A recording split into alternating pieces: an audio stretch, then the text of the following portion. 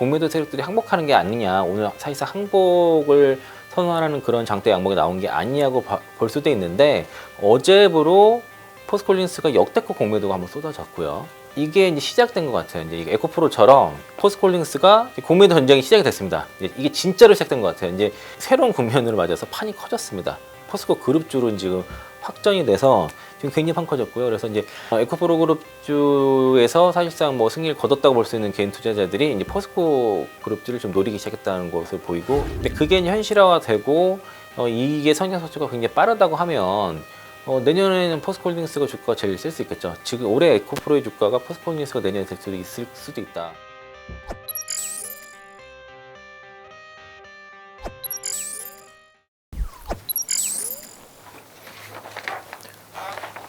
네, 안녕하세요. 하이투자증권 강북 더블엠센터 이창환 영업부장입니다. 네, 반갑습니다.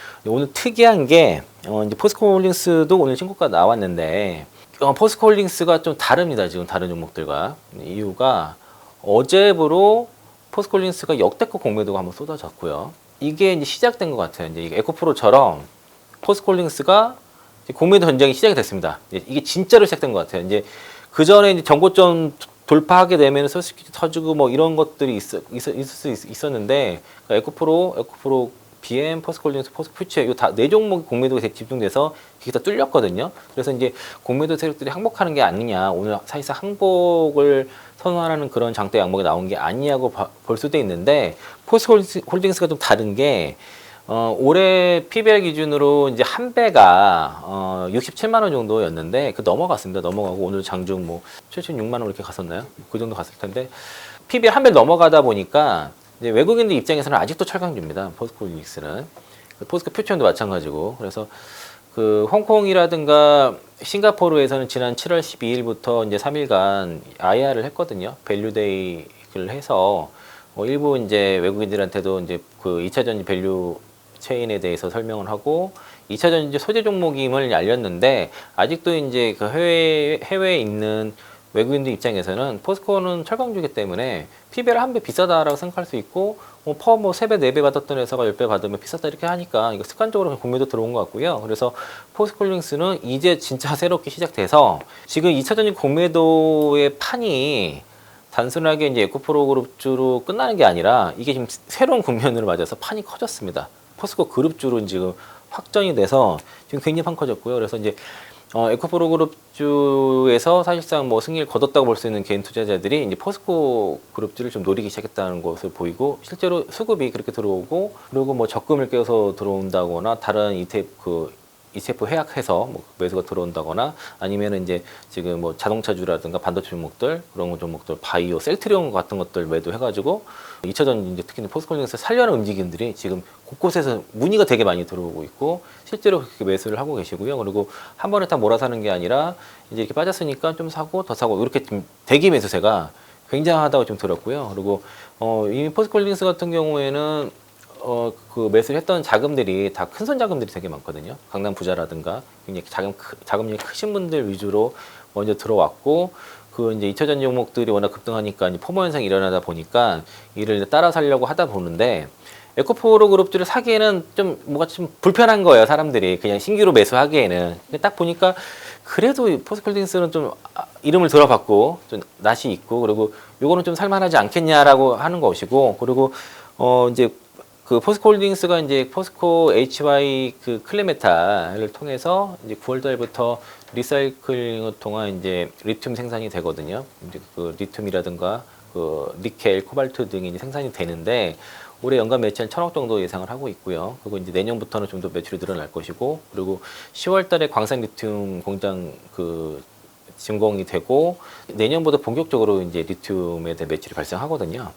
그렇게 되면 이제 염호 같은 경우에는 대략 회사에서 70% 이상의 영업이익률을 얘기를 하고 있고요. 시장에 알려진 거는 80에서 90%까지 기대를 하고 있고, 광산 리튬 같은 경우에는 한 55% 정도의 영업이익을 기대하니까 평균 70% 정도 보통 기대를 하는데, 근데 그게 현실화가 되고 이게 성장 속도가 굉장히 빠르다고 하면 내년에는 포스코홀딩스가 주가가 제일 셀 수 있겠죠. 지금 올해 에코프로의 주가가 포스코홀딩스가 내년에 될 수도 있을 수도 있다. 실제로 지금은 9월부터 리튬 생산이 되니까 거기에 따른 선취매가 지금 세게 들어왔고요. 이거는 이미 다 전략이 알려진 얘기입니다. 이제 9월부터 생산이 되니까 그 전에 사전에 좀 사야 된다. 다만 이제 에코프로 이런 쪽이 세니까 그쪽으로 먼저 몰렸던 것이고, 다가오니까 이제 7월부터 본격적으로 매수세가 들어왔고, 그 시발점이 이제 7월 12일 이제 밸류데이 했을 때부터, 특히 홍콩 IR 이틀간 하고 7월 13, 14 이제 싱가포르 IR 하면서 이제 그 쇼커버링 본격화 됐고요. 그리고 이제 아까 말씀드린 것처럼 이제 신고가 나오고 PBR 1배 도달하니까 그 외국인들 입장에서는 이거 철강주가 너무 비싸다라는 관점에서 이제 공매도가 세게 들어왔는데, 이게 이제 이 전쟁이 당분간 굉장히 치열할 것 같고요. 아마 이게 계속 회자가 될 것 같습니다. 근데 이게 이제 어떻게 공매도를 이겨내는지에 대해서 개인 투자자들 알기 때문에 뭐 어떤 악재라든가 뉴스라든가 뭐 그 하락이 나오더라도 버틸 것 같고요. 그리고 오히려 이제 그 저가 매수가 되고 포스코홀딩스는 국민주가 될 가능성이 상당히 높습니다. 이렇게 되면은, 그렇게 되면은 시간이 가면 갈수록 이제, 그러니까 에코프로 같은 경우에는 MSCI 편입이라는 이벤트가 딱 있기 때문에 공매도 세력한테 굉장히 불리하거든요. 그러니까 MSCI 인덱스 펀드 자금이 들어오게 될 때 굉장히 수급적으로 불리한 상태고, 그리고 대차 물량 구하기가 어려운데 포스코홀딩스는 그래도 대차 물량 구하기가 좀 수월해요. 다른 것보다. 그래서 공격이 좀 수월했을 것 같은데, 지금 제 어저께까지 보면은 외국인 비중이 31%거든요. 이게 이제 52%부터 쭉 줄어들었고요. 31%면은 역대급으로 지금 공매도 외국인들 보유 비중이 줄어들었고, 어디까지 내려갈지 모르겠지만은 결국에는 이게 사실 2차전지 소재주임이 그 외국인들한테 널리 알려지고 하다 보면은 다시 50% 가지 않을까. 네, 다시 50%까지 채워지게 된다.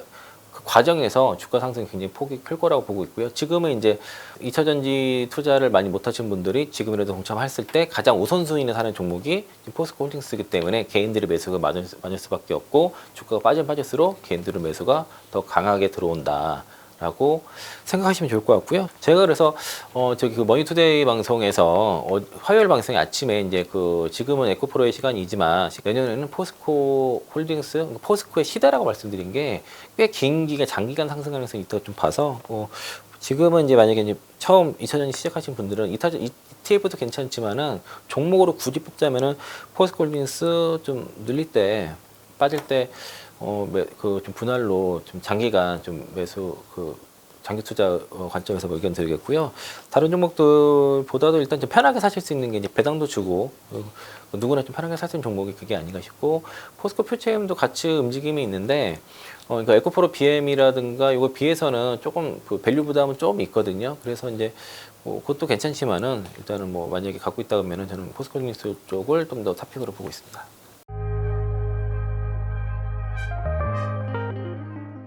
아까 말씀드린 것처럼 이제 목표가 산정 좀 다시 해봐야 되는데, 왜냐면은 회사에서 리튬 가격을 2030년도에 $30로 계산했고요. 거기에 따른 매출을 가이던스를 제시를 했는데, 그러니까 올해랑 내년에는 한 $40에서 $50 정도 키로당 가격을 전망하고 있거든요. 지금의 리튬 가격이 지금 한 $41대일 거예요. 지금 $41, $2. 그러니까 수산한 리튬 가격을 말씀드린 것이고, 그래서 근데 이제 2025년부터는 리튬 수급이 좀 다르거든요. 수요 공급 그래프를 보면은 이미 이제 2022년부터 리튬에 대한 수요 공급이 수요가 넘어섰습니다. 그 전에는 이제 공급이 좀 공급 과잉이어가지고, 그래서 리튬 가격이 많이 떨어졌던 것이고, 이제 2021년부터는 테슬라가 이제 판매가 많이 되면서 수요가 역전됐어요. 그러고 나서 또 2025년도의 일정들을 보면은 미국이 이제 자동차 전기차 보급률이 2030년도에 50%? 바이든 대통령이 그렇게 얘기했고, 2032년도에 67%까지 얘기하는데, 2025년부터는 전기차 대량 생산 시대거든요. 그래서 이제 완성차 기업들이 GM이라든가 포드라든가 그런 기업들이 대규모로 이제 신차들을 대규모 출시를 하기 때문에, 리튬 같은 경우에는 광산 리튬이라든가 염호 리튬을 개발하는 게 시간이 많이 걸리고, 또 정제 시설도 그만큼 제한되어 있기 때문에 공급이 계속 수요를 똑같이 가지 못해요. 그러니까 수요 곡선은 쭉 올라가는데 공급 곡선은 올라가다 이렇게 가기 때문에, 그래서 2025년부터는 수요가 월등히 이제 공급에 앞질러서 리튬 가격이 상당히 더 올라갈 가능성이 높다라고 좀 보는 게 보통인데, 포스코 그룹이 전체적으로 좀 IR을 할 때 양극재 가격 같은 경우는 굉장히 보수적으로 제시를 했고 리튬 가격도 되게 굉장히 보수적으로 제시를 했거든요. 그래서 그런 부분을 빼고는 캐파 기준으로 해서 나름대로 예측이라든가 뭐 그런 통계 자료 그 보고서를 활용해 보면은 밸류를 훨씬 높게 잡을 수 있고요. 증권사에서 목표까지 쭉 나왔는데 대부분 보니까 철강 애널들이 대부분 하시는 것 같아요.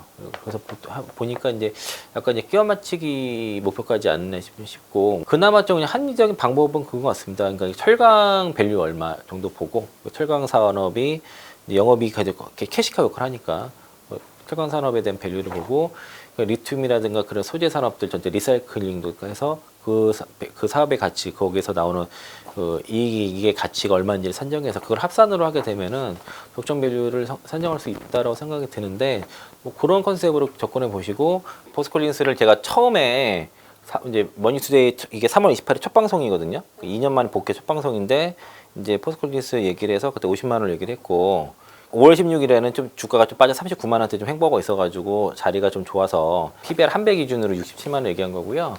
4월 18일 날은 이제 리튬 가격이 한 60달러 정도, 톤당 6만 달러 정도 기준으로 해서 그 영업이익을 대략 50%인가 60%인가 주고 그리고 영업이익 배에서 30배 정도 주면은 향후에 그 캐파 기준으로 하면은 그것까지 밸류를 하게 되고 철강은 영업이익 한 5조 정도 나오니까 거기 한 8배 이렇게 그 줘서 합치게 되면 대략 한 224만 원 나오지 않겠냐 뭐 그렇게 얘기를 했었던 거고요. 그게 이제 그날 이제 에코프로 182만 원 얘기했던 날이라서 이제 그게 너무 파장이 커가지고 이거를 세게 얘기할 수가 없었어요. 다시 그래서 이제 그냥 가장 보수적으로 얘기한 게 그러면은 이제 PBR 한 배 정도가 2023년 기준으로 PBR 한 배가 이제 67만 원인데 67만 원 도달하게 되면은 거기서 파는 게 아니라 그때 리튬 사업에 대한 가치를 다시 한번 계산해 보자라는 거였고요. 그러니까 그냥 일단 그때 30만 원대니 39만 원이니까 그 67만 원 가면 대략 뭐 2배 가까이 올라가는 거잖아요. 그러면 이제 거의 100% 수익 정도 될 건데 그게 가장 그 누구한테도 말하기 합리적인 거라고 생각했을 때 67만 원 말씀드렸고요. 이제 67만 원에서 안 팔았어요. 저도 그냥 가지고 있고 오늘 이제 그 좀 눌리면 좀 사고 싶은 마음에 이제 고객들한테는 좀 사셔라 이렇게 의견 드렸던 것이고 그리고 그냥 아직까지 뭐 매도를 한 번도 안 했습니다.